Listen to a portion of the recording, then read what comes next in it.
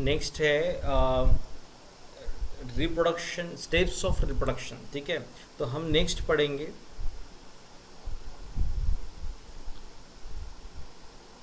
Reproduction. Reproduction consist of 3 steps. ठीक है, तो पहला जो है इसको आप बोलोगे प्री फर्टिलाइजेशन स्टेप। ठीक है, pre fertilisation, pre fertilisation. Second fertilisation, fertilisation. And third is post fertilisation, post fertilisation event. ठीक है, तो रिप्रोडक्शन की अगर हम बात करें तो रिप्रोडक्शन में 3 इवेंट्स होती है। पहला है आपका प्री फर्टिलाइजेशन, सेकेंड होता है fertilisation, and third is post fertilisation. हम बोलते हैं ना कि शादी है तो शादी के पहले वाली तैयारी होती है। शादी तो इम्पोर्टेंट है हमारे लिए, है ना, मतलब फर्टिलाइजेशन तो इम्पोर्टेंट है, बट फर्टिलाइजेशन के लिए लगने वाला जो भी प्रिपरेशन है उसको आपको करना पड़ेगा शादी के पहले। समझ में आ रहा है? तो शादी करनी है तो शादी के पहले वाला प्रिपरेशन, प्रिपरेशन करने के बाद में शादी होगी, और शादी के बाद में भी कुछ ना कुछ प्रिपरेशन होगा, बराबर। तो शादी के बाद वाला भी इवेंट आपको पढ़ना है, शादी भी पढ़नी है, और शादी के पहले वाला इवेंट पढ़ना है। तो फर्टिलाइजेशन के पहले प्री फर्टिलाइजेशन, और फर्टिलाइजेशन के बाद में पोस्ट फर्टिलाइजेशन। ठीक है, तो प्री फर्टिलाइजेशन में क्या क्या होगा?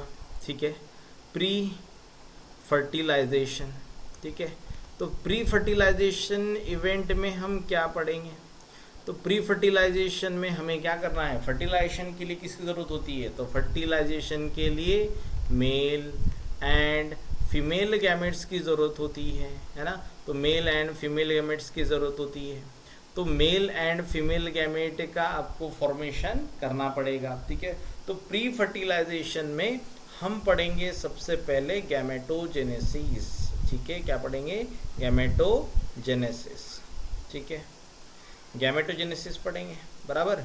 बट गैमेटोजेनेसिस अगर पढ़ना है, ठीक है, तो उसके पहले तो आपको मेल रिप्रोडक्टिव स्ट्रक्चर के बारे में पता होना चाहिए, फीमेल रिप्रोडक्टिव स्ट्रक्चर जो है उसके बारे में डिटेल में पता होना चाहिए। तो अभी हम जो लेक्चर है इसमें मेल रिप्रोडक्टिव स्ट्रक्चर को कंटिन्यू करने जा रहे हैं। ठीक है, और मेल रिप्रोडक्टिव स्ट्रक्चर जो है इसको हमने क्या बोला था? तो male reproductive structure, male reproductive structure called as androecium. ठीक है, एंड्रोशियम। ठीक है, और एंड्रोशियम के यूनिट को क्या बोला जाता है? तो एंड्रोशियम के यूनिट को बोला जाएगा स्टेमेन। ठीक है, तो स्टेमेन जो है, ठीक है, it is a mail reproductive structure, it is mail reproductive structure, and stamen also called as microsporophyll. ठीक है, इसको क्या बोला जाएगा? माइक्रोस्पोरोफिल। ठीक है, तो इसको आप माइक्रोस्पोरोफिल बोल सकते हैं। माइक्रोस्पोरोफिल, माइक्रो का मतलब क्या होता है? अभी इसका नाम ऐसे हमने क्यों लिखा है ना। तो माइक्रो का मीनिंग क्या होता है? तो बोलेंगे माइक्रो मीन्स छोटा। ठीक है, माइक्रो मीन्स छोटा, बराबर। तो माइक्रोस्पोर्स, ठीक है, तो इसमें कौन से स्पोर्स बनेंगे? छोटे स्पोर्स बनेंगे। ठीक है, अगर हमने मेगा स्पोर बोला होता तो उसमें कौन से स्पोर बनते? Mega spore. ठीक है, तो स्टेमेन वो लीफ का मॉडिफिकेशन है। फिल का मतलब क्या होता है? लीफ, है ना। तो स्टेमेन वो लीफ का मॉडिफिकेशन है जो आपको क्या बना के देगा?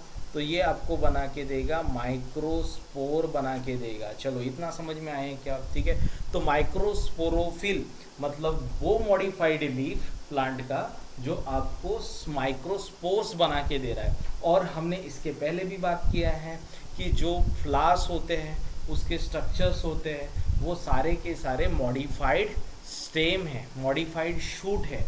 तो मॉडिफाइड शूट में हमने वही पढ़ा था कि हर एक ग्रुप ऑफ लीफ जो है वो अलग अलग स्ट्रक्चर में डेवलप हो गया है, ठीक है।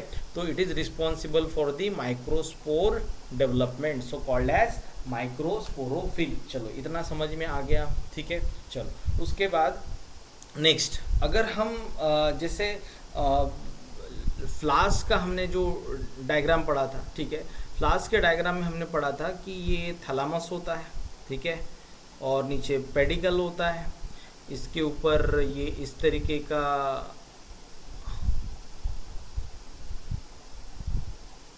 कार्पेल होता है, ठीक है, और यहाँ पे होता है स्टेमेन, ठीक है, यहाँ पे क्या होता है, स्टेमेन होता है, ठीक है। और इसी स्ट्रक्चर को हम पढ़ने जा रहे हैं, ठीक है। तो it is called as stamen और एंड्रोशियम, ठीक है। तो हम इसको क्या बोलेंगे, स्टेमेन बोलेंगे या फिर एंड्रोशियम बोलेंगे, ठीक है। अब देखो कि जो भी स्टेमेन होता है, ठीक है, इसमें अलग अलग पार्ट्स आपको दिखाई दे रहे हैं, ठीक है। स्टेमेन जो है इसमें आपको अलग अलग पार्ट्स दिखाई दे रहे हैं, ठीक है। ये जैसे ये स्टेमेन निकाला हमने, तो ये, ठीक है, इसको बोला जाता है एंथर, ठीक है, it is called as anther. ये जो होता है स्टॉक, इसको बोला जाता है फिलामेंट, ठीक है, इसको क्या बोलेंगे आप, फिलामेंट, ठीक है, एंथर फिलामेंट, ठीक है। और एंथर फिलामेंट है तो इसको कंबाइन आप क्या बोलोगे, तो इसको कंबाइन बोलोगे आप स्टेमेन, ठीक है। चलो क्लियर हो गया, एंथर एंड फिलामेंट, ठीक है, it is a part of stamen, ठीक है। अब क्या करना है ना कि जो एंथर है हमारे पास में, ठीक है, जो एंथर है इसको हमें कट करना है, ठीक है, इसको हमें क्या करना है, कट करना है। तो ये जो एंथर है, ठीक है, इसको हम कट करेंगे। तो कट करने के लिए, ठीक है, हम इस तरीके से इसको कट कर देंगे,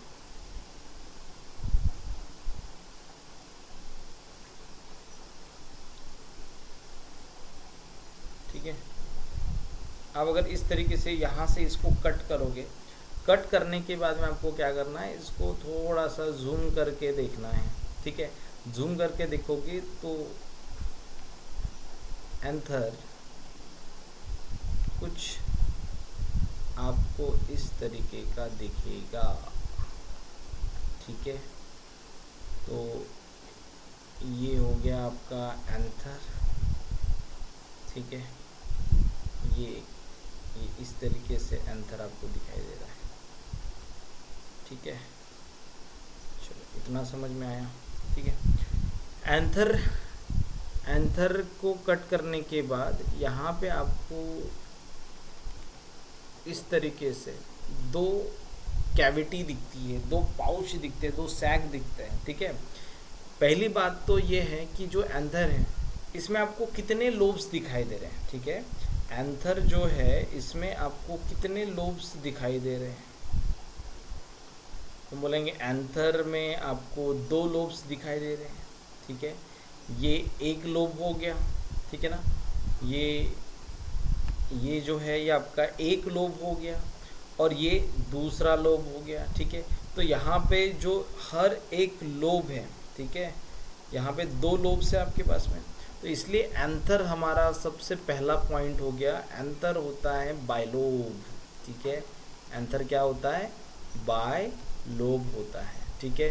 तो इसके अंदर हमें 2 लोब्स दिखाई दे रहे हैं, ठीक है, ये एक लोब और ये दूसरा लोब, ठीक है, बायलोब होता है। दूसरी बात ये है कि ये जो सैक आपको दिखाई दे रहा है, ठीक है, इसको बोला जाएगा थीका, ठीक है, इसको क्या बोला जाता है, थीका बोला जाता है, या फिर इसको आप माइक्रोस्पोरेंजियम बोल सकते हो।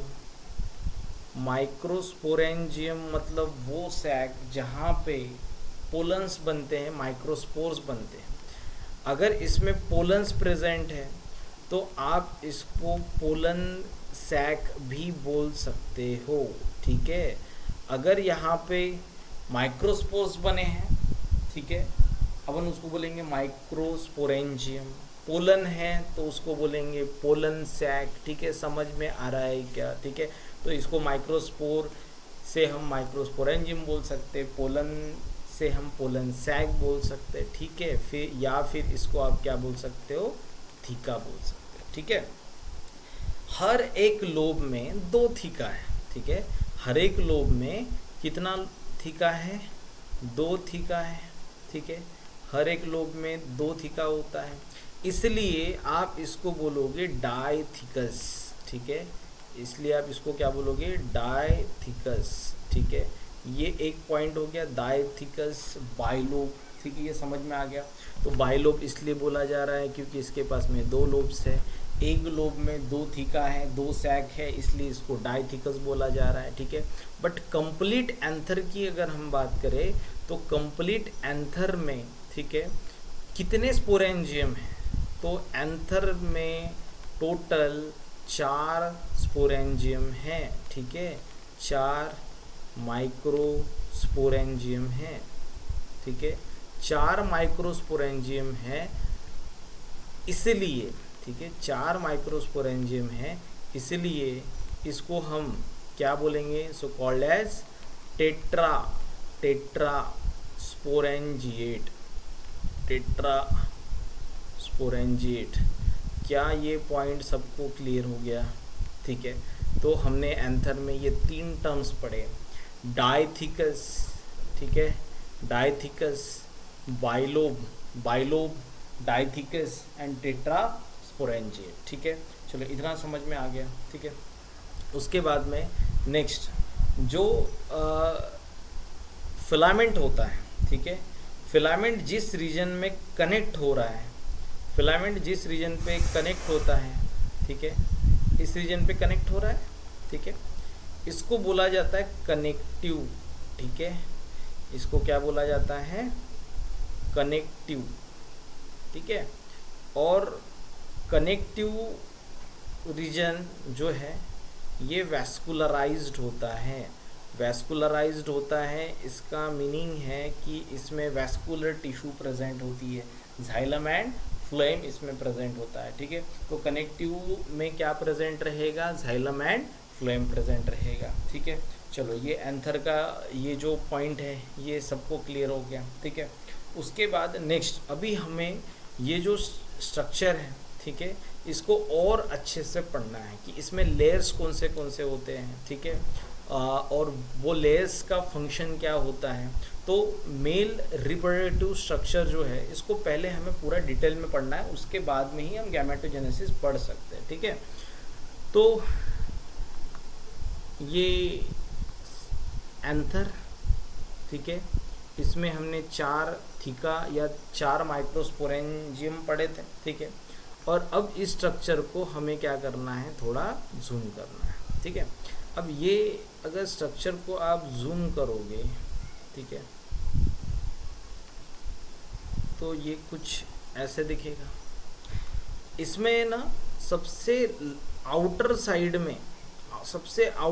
में जो सेल का लेयर होता है, ठीक है, सबसे आउटर साइड में जो सेल का लेयर होता है इसको बोला जाता है एपिडर्मिस, ठीक है, इसको आप क्या बोलोगे, एपिडर्मिस, ठीक है। सबको क्लियर हो रहा है, ठीक है। ये सबसे आउटर लेयर, इसको क्या बोला जा रहा है, एपिडर्मिस, ठीक है। तो ये सबसे आउटर लेयर हो गया, इसको आप बोलोगे एपिडर्मिस, ठीक है। अब एपिडर्मिस है, सबसे बाहरी लेयर है, तो इसका फंक्शन क्या रहेगा, तो आप बोलोगे ये प्रोटेक्टिव स्ट्रक्चर होता है। कितने सेल से बना रहेगा, तो बोलेंगे सिंगल लेयर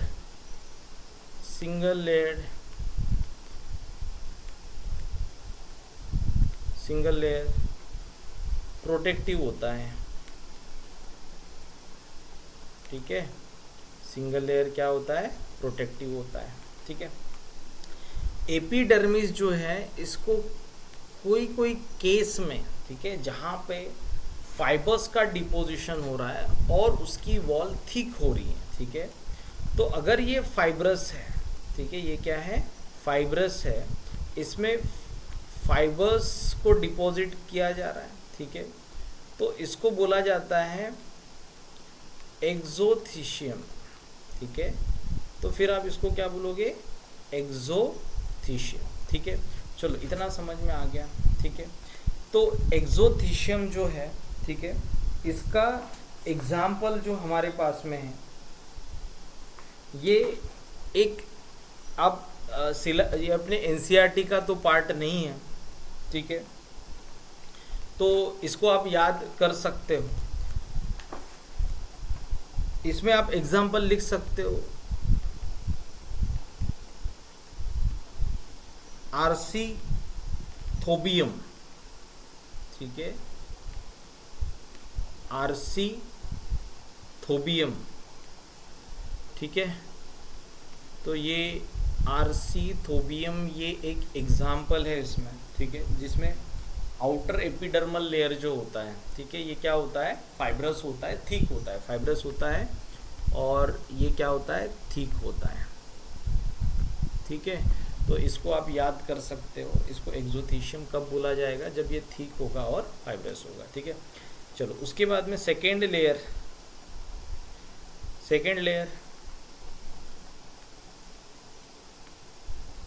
ये सेकेंड लेयर हो गया,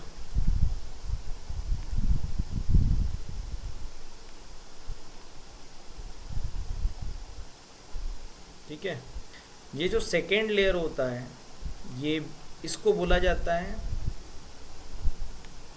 एंडोथेसियम, ठीक है, इसको बोला जाएगा एंडोथेसियम, ठीक है। और एंडोथेसियम जो है, ठीक है, ये भी सिंगल लेयर होता है, ठीक है, सिंगल लेयर से बना होता है, ठीक है। एंडोथेसियम के जो सेल्स होते हैं ना, ठीक है, जैसे ये एंडोथेसियम के सेल्स हैं, ठीक है, सिंगल लेयर से बना हुआ है, तो हमें सिंगल लेयर ही निकालना पड़ेगा। इसके इनर वॉल, ठीक है, इसका जो इनर वॉल होता है ये थिक होता है, इसका जो इनर वॉल होता है ये क्या होता है, थिक होता है, और जो आउटर वॉल होता है, ठीक है, आउटर वॉल क्या होता है, थिन होता है, ठीक है। तो हम यहाँ पे लिखेंगे आउटर वॉल इसका क्या रहेगा, थिन रहेगा, ठीक है। उसके बाद में इनर वॉल जो रहेगा वो क्या रहेगा, थिक रहेगा, ठीक है। और रेडियल वॉल, ठीक है, रेडियल वॉल ये भी क्या रहेगा, थिक रहेगा। अरे भैया ठीक रहेगा, बट क्या रीज़न है थिक रहने का, ठीक है। तो बोलेंगे ये थिक इसलिए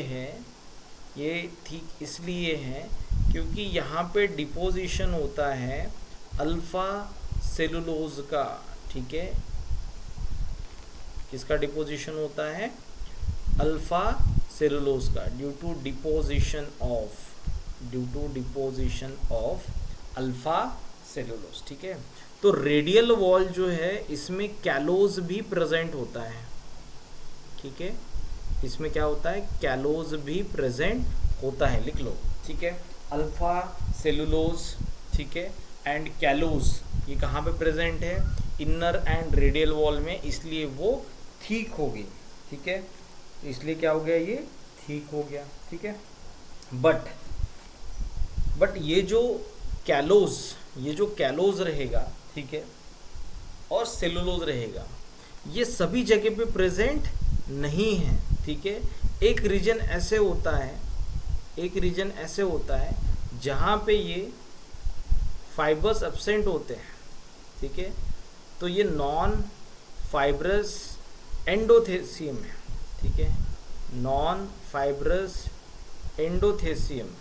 और नॉन फाइब्रस एंडोथेसियम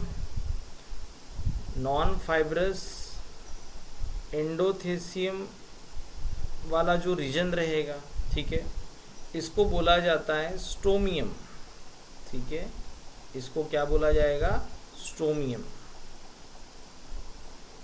चलो क्लियर है यहाँ तक।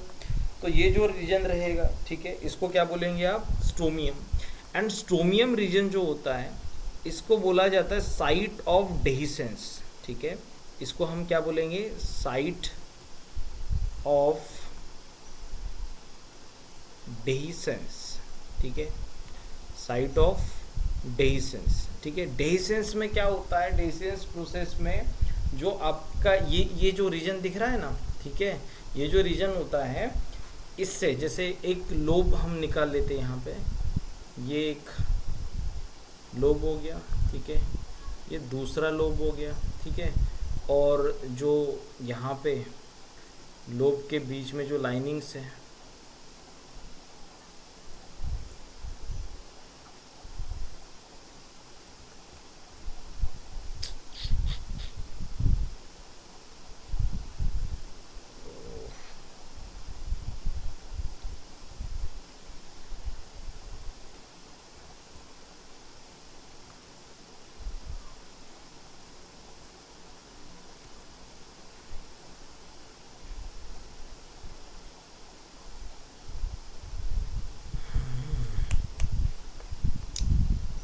तो पोर्शन थोड़ा डिलीट हो गया अपना, ठीक है, इसको फिर से हमें ड्रॉ करना पड़ेगा। ये हमने पढ़ा था, ठीक है, इसको क्या पढ़ा था हमने, एपिडर्मिस, ठीक है, और एपिडर्मिस के नीचे सेकंड लेयर हम पढ़ रहे थे, दैट इज़ सेकंड लेयर क्या पढ़ रहे थे हम, इंडोथेसियम। और इंडोथेसियम वाला जो रीजन होता है ये यहाँ पे, ठीक है, ये थीन होता है, तो इसको हमने क्या बोला था, स्ट्रोमियम। एंड स्ट्रोमियम जो होता है it is site of dehiscence. Dehiscence region में क्या होता है, जैसे हमारे पास में ये एक लोब है, ठीक है, ये दूसरा लोब है ना, और इनके बीच में जो लाइंस होती हैं, इनके बीच में जो लाइंस होती हैं इसको बोला जाता है लाइंस ऑफ डेहिसेंस, ठीक है। यहाँ पे जो टिश्यू है वो डीजनरेट होता है और यहीं से एंथर्स जो है वो रिलीज होना स्टार्ट हो जाता है, ठीक है। तो stomium is the site of dehiscence, हमने पढ़ा था, ये साइट ऑफ डेहिसेंस, ठीक है। चलो यहाँ तक ठीक है। उसके बाद में नेक्स्ट लेयर हमें पढ़ना है, ठीक है। तो नेक्स्ट लेयर होता है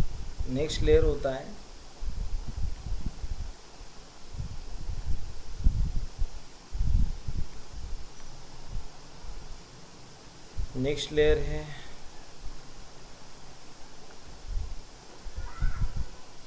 जो 2 to 3 लेयर थिक हो सकता है, ठीक है, जो 2 to 3 लेयर थिक हो सकता है, ठीक है।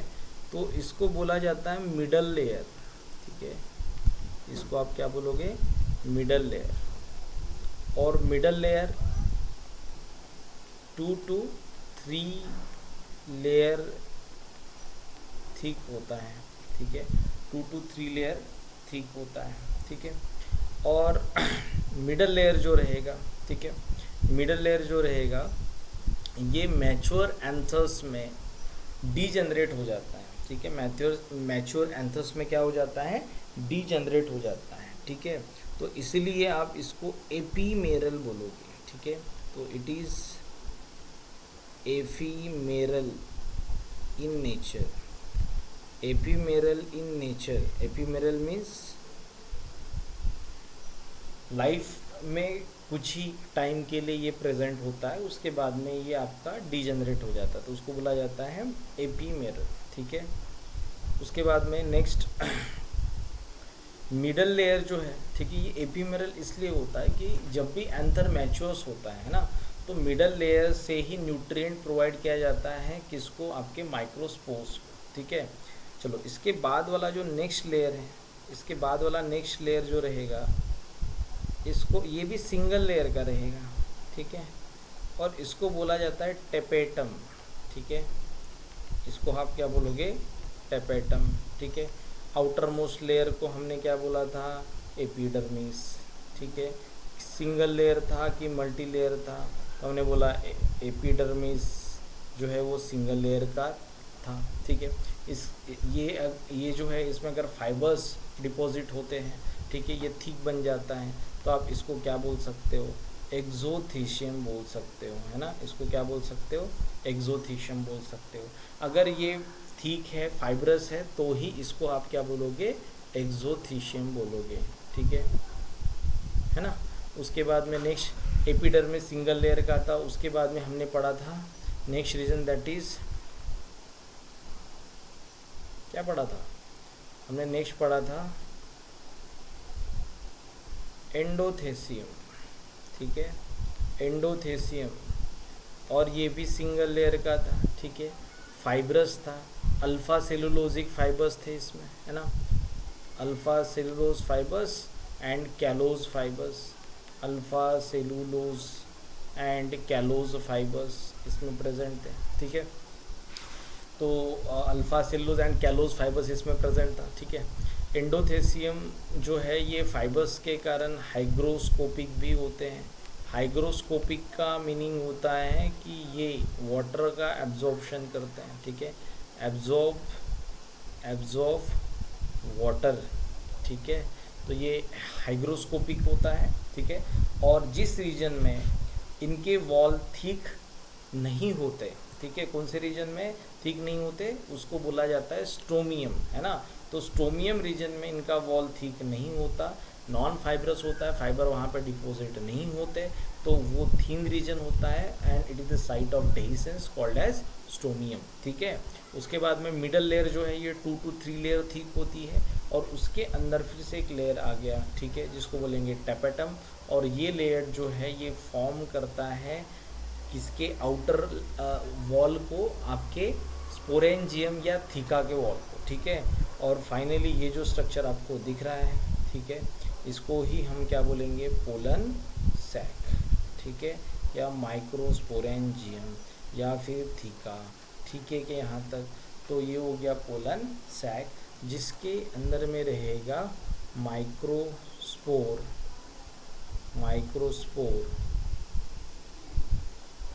मदर सेल, ठीक है, माइक्रोस्पोर मदर सेल या स्पोरोजिनस टिश्यू आप बोल सकते हैं, स्पोरोजिनस टिश्यू इसमें रहेगा, ठीक है, स्पोरोजिनस टिश्यू मतलब स्पोर जनरेट करने वाला टिश्यू यहाँ पे प्रेजेंट रहेगा, ठीक है। तो टैपेटम जो है, ये टैपेटम जो है, ठीक है, it absorb nutrient from middle layer, ठीक है, न्यूट्रिएंट किससे एब्जॉर्ब करेगा, nutrient absorption from middle layer, and tapetum जो है, ठीक है, ये फिर अपने न्यूट्रिएंट्स जो है वो किसको प्रोवाइड करेगा, तो ये अपने न्यूट्रिएंट्स प्रोवाइड करेगा माइक्रोस्पोर को, ठीक है। तो middle layer to tapetum, tapetum to microspore, ठीक है। Tapetum is also responsible for production of hormones, ठीक है, हार्मोन्स एंड एंजाइम, ठीक है, हार्मोन्स एंड एंजाइम प्रोडक्शन में हेल्प करता है। हम आगे चल के पढ़ेंगे कि ये एंजाइम्स जो है इसका फंक्शन क्या है, ठीक है। इस एंजाइम का नाम है कैलेज, ठीक है। तो ये एंजाइम का फंक्शन क्या होता है, ठीक है, जो टैपेटम प्रोड्यूस कर रहा है, ठीक है, और न्यूट्रिएंट प्रोवाइड करता है, तो फिर ये डिजेनरेट कैसे होता है, मिडल लेयर डिजेनरेट कैसे होता है, तो ये प्रोसेस जो है ये हम सारा पढ़ेंगे कहाँ पे, आपके माइक्रोस्पोरोजेनेसिस में, ठीक है। तो ये जो है, ठीक है, ये हो गया स्ट्रक्चर ऑफ एंथर, ठीक है, जिसमें हमने ये अलग अलग लेयर्स पढ़े हैं, ठीक है। तो epidermis, endothecium, middle layer and tapetum, ठीक है।